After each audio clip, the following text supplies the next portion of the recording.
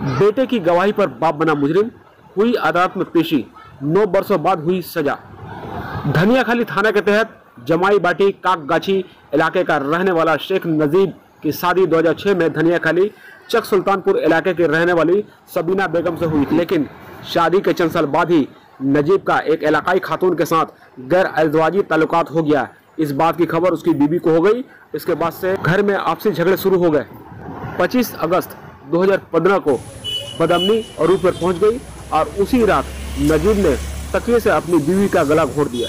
हालांकि अदालत में पेशी के बाद नजीब ने अपने जुर्म को कबूल करने से इनकार करते हुए कहा कि ये एक साजिश, मुझे झूठे इल्जाम में फंसाया गया है। इस पूरे मामले में सरकारी वकील ने क्या कहा, चलिए सुनते हैं।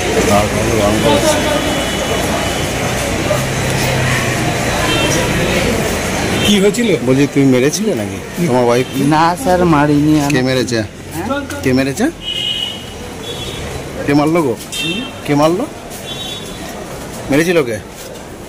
মারিনি, ঝামেলা করে না, ও নিজে নিজে। তোমার ছেলেই তো তোমার বিরুদ্ধে সাক্ষী দিয়েছে।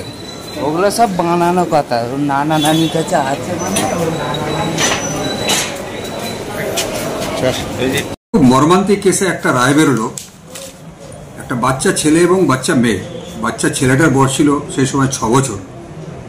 তার মাকে তার বাবা নৃশংসভাবে বালিশ চাপা দিয়ে এবং শ্বাসরোধ করে তাকে মেরে ফেলে দেয় বাচ্চা দুটোর সামনে। এবং সবচাইতে করুণ ব্যাপার হচ্ছে সেই বাচ্চা ছেলেটি যে তখন 6 বছরের বাচ্চা, সে তখন বাবাকে পা দিয়ে সরাবার চেষ্টা করেছে, কিন্তু তার কতটুকু ক্ষমতা সে সরাতে পারেনি। বাচ্চা দুটোর সামনে তার মাকে মৃত্যুর কোলে ঢলে পড়তে দেখে। এটা খুব মর্মান্তিক একটা কেস। সেই কেসে আজকে হুগলি জজ আদালতের 3য় অতিরিক্ত জেলা জজ সেই কেসে এই যে আসামিকে করে দোষী সাব্যস্ত করে। এই আসামির নাম হচ্ছে শেখ নাজিবুল। সে তার স্ত্রী সাবিনা বিবিকে বিয়ে করেছিল 27শে বৈশাখ 1413, অর্থাৎ সেটা হবে 2006 সালের এপ্রিল-মে মাস নাগাদ।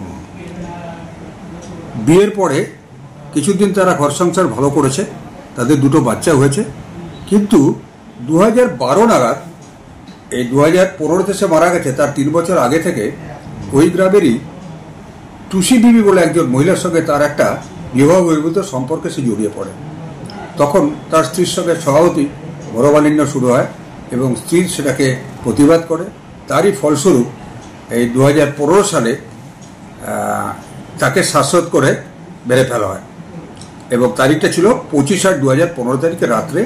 সেই রাত্রে সেই যে মারা গেছে সাবিনা বিবি এবং তার স্বামী যে এই মামলার আসামি নাজিবুল, শেখ নাজিবুল, এবং তার ছেলে এবং মেয়ে, তারা ওই একটা ঘরে ছিল। তাকে যখন শ্বাসরোধ করে মারা হয়, আমি আগেই বলেছি, বাচ্চা দুটোর সামনেই তাদের সেভাবে তার মাকে শ্বাসরোধ করে মারা হয়েছিল। সেই বাচ্চা ছেলেটি পুলিশের কাছে পুরো ব্যাপারটার জবানবন্দি দেয়, ম্যাজিস্ট্রেটের কাছে জবানবন্দি দেয় এবং কোর্টে এসে, আদালতে এসেও সে তার সাক্ষ্যে পুঙ্খানুপুঙ্খ রূপে তার সামনে যা ঘটেছিল সেটা আদালতকে জানায় এবং তার সাক্ষীর ভিত্তিতে মূলত এবং আরও অন্যান্য আনুষঙ্গিক যে সাক্ষী ছিল সেই সাক্ষীর ভিত্তিতে আদালত আজকে এই আসামিকে অর্থাৎ শেখ নাজিবুলকে দোষী সাব্যস্ত করেছে। এই কেসে 302 ধারার মামলা। তা এই কেসের সাজা হচ্ছে হয় যাবজ্জীবন অথবা মৃত্যুদণ্ড। কালকে আসামিকে এই সাজার ব্যাপারে তার কি বক্তব্য আছে শোনার পরে মূল রায় মহামান্য আদালত, যিনি হচ্ছেন 3য় অতিরিক্ত জেলা জজ শ্রী কৌস্তব মুখার্জি, তিনি এই মামলার সাজা ঘোষণা করবেন। আর এই মামলাটায় আপনাদের বলে রাখি যে পুলিশ 13 জনকে, মামলাটা হচ্ছিল মেয়েটার বাবা মতিয়ার রহমান, সে অভিযোগটা দাখিল করেছিল সেই যেদিনে মারা যায় সেই দিনই। তারপরে পুলিশ তদন্ত শুরু করে ঠিক সময় মতো চার্জশিট দেয়, দ্রুত গতিতেই চার্জশিট দেয় এবং সেখানে 13 জন সাক্ষীকে তারা সাক্ষী হিসেবে উল্লেখ করেছিল। 13 জনের মধ্যে আমি এই কেসে সরকারি পক্ষ থেকে 12 জনকে সাক্ষ্য গ্রহণ করা হয়, 12 জনের সাক্ষ্য গ্রহণ করা হয় এবং এই সমস্ত সাক্ষ্য গ্রহণ পরে আজকে আদালত তাকে দোষী সাব্যস্ত করেছে। ও তো জামিনে মুক্ত ছিল, ও জামিনে মুক্ত ছিল, আজকে হেফাজতে আজকে তাকে হেফাজতে নেওয়া হলো। এটা একটা, আমি তো বলবো একটা বিরলতম ঘটনা। কালকে সেটা আমি শুনানির সময় যা বলার আমি বলবো, সেটা তো এখন আপনাদের জানাতে পারি না কি আমার আর্গুমেন্ট হবে। তবে এটা একটা ছেলেমেয়ের সামনে, বাচ্চা ছেলেমেয়ের সাথে তার মাকে যেভাবে এইভাবে শ্বাসরোধ করে মারা হয়েছে, সেটা আমার মতে একটা বিরলতম ঘটনা এবং মহামান্য আদালত সেটা কিভাবে গ্রহণ করবেন সেটা কালকে বিবেচনা।